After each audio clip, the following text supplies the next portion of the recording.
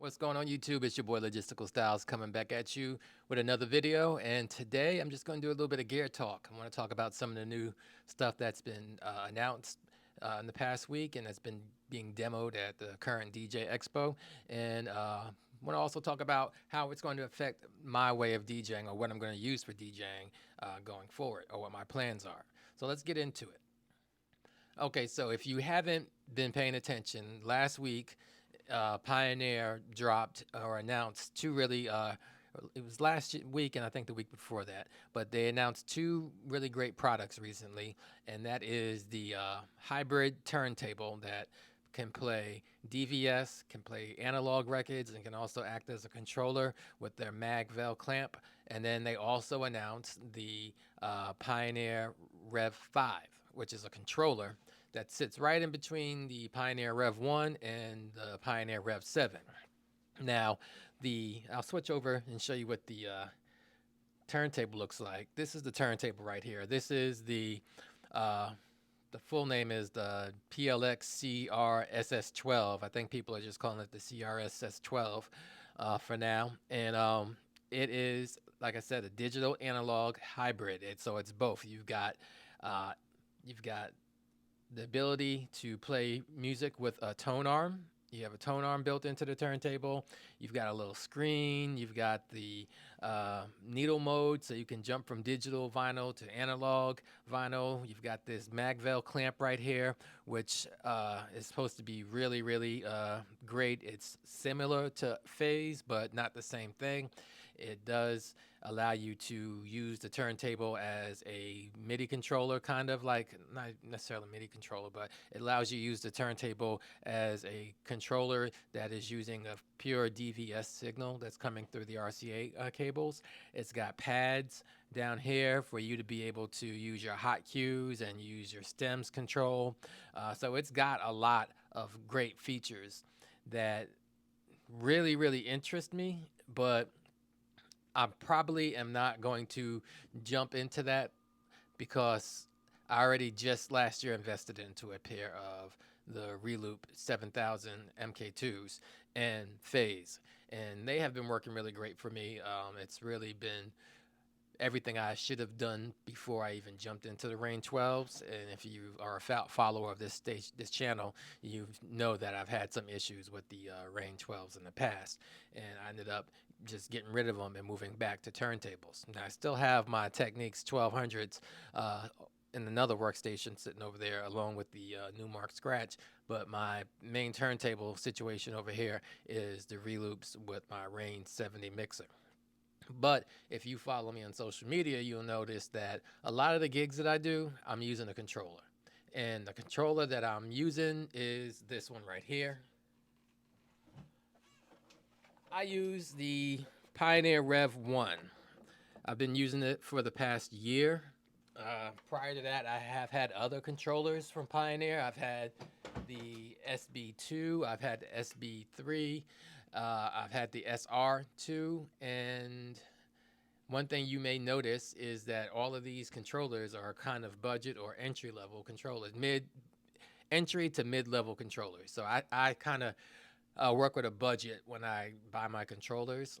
I'll spend a little bit more money on turntables for some reason and mixers, but I won't spend that money on controllers. It's just the way I am. But my favorite controller was the Pioneer SR2, and I sold that because I think I was getting uh, a little frustrated with how small it was. It was a decent size, and considering what I'm using right now, it seems like I actually uh, went backwards. But I was just looking for something else, and I wanted to get back into my turntables, and that's why I had started jumping into the Rain 12s. I went from the SR2 to the Rain 12s. But now that I'm comfortable with my turntable situation, and I do realize that most of my mobile gigs are going to be more convenient for me to use a controller, I wanted to use something that's going to be a little bit more full size. And this new controller from Pioneer, which is the Rev5, I'll bring it up here. This Rev5, it is the same size as the Pioneer Rev7, and it has almost the same features plus more. The biggest difference is this doesn't have moving platters. So without the moving platters, I don't really feel like I'm losing that much. I mean, I would like to have moving platters, and I was actually thinking that my next controller was going to be the Hercules Impulse T7 because it has the moving platters. And it's actually considerably less than the price of this Rev5. This Rev5 is $1,100. Um, I would like to have a Rev7, but I can't really justify myself spending $2,000 on a controller, even though I hear it is a great controller and everybody loves it. But if the biggest cost to that controller is the moving platters, then I think I can, sacrifice and go without it.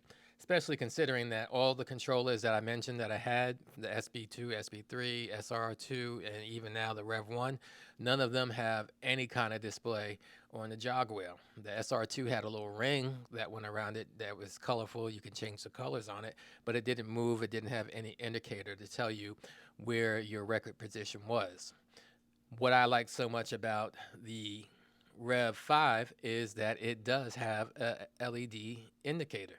I wish it wasn't just red. I wish it was like white so it'd be a little bit more visible, but they do have that. So that does make it seem like a little bit more of a desirable controller for me. It's something I really wanted. It's got full-size jog wheels. The jog wheels are bigger than what's on the Rev1, even though I do appreciate the fact that the Rev1 jog wheels are bigger than what's on the SB2 and SB3. But these are what I really like. These are the same jog wheels that are on like the bigger controllers. It has that mechanical jog wheel where you can change and adjust the jog feel. It looks like it reminds me of the jog wheel that was on the SZ3. I'm not sure if it's the same one, but I think they said it was the same one from the one of the CDJ lines. But then you also have built-in dedicated stem controls over here. That's something I really, really like. And I haven't really jumped into stems because I wasn't really sure. I have an older MacBook. It's 2013, and I didn't really want to have to deal with any workarounds to get it working. I have a PC that I can also run Serato on, and I can use stems with that with no problem. So it's nice to have a controller, or will be nice to have a controller that has the dedicated stems buttons. Now, another thing I really like about this controller is the mixer section. The mixer is pretty much basically like a smaller version of a maybe between a S9 and a S7, but it doesn't have a screen on it, but it does have eight cue pads, which is really important to have the full 8 cue pads, and they are RGB lit. None of the other controllers outside of the SR2 were RGB lit, so that's a come up for me. Another thing I really, really like about this that the Rev1 does not have is the outputs. Well, let me go to the other side. The inputs and the outputs. The Rev1 only has, let's go over here. The Rev1 only has RCA outputs, as you can see right here.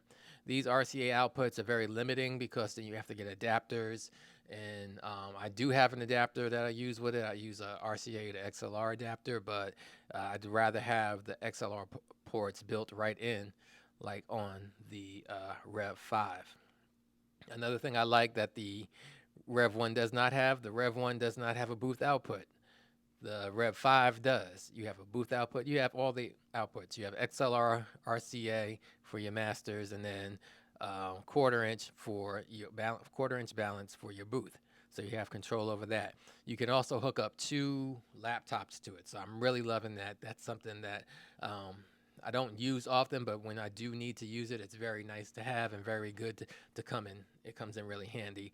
And you have an aux input, so you could hook up another device. I was actually looking at getting a Bluetooth adapter that I could connect to that, and that would allow me to stream Bluetooth to the controller. I think that's one thing that they really should have added was a Bluetooth channel like they have on their Pioneer S5 mixer, where you can have a Bluetooth channel where you can stream music into it.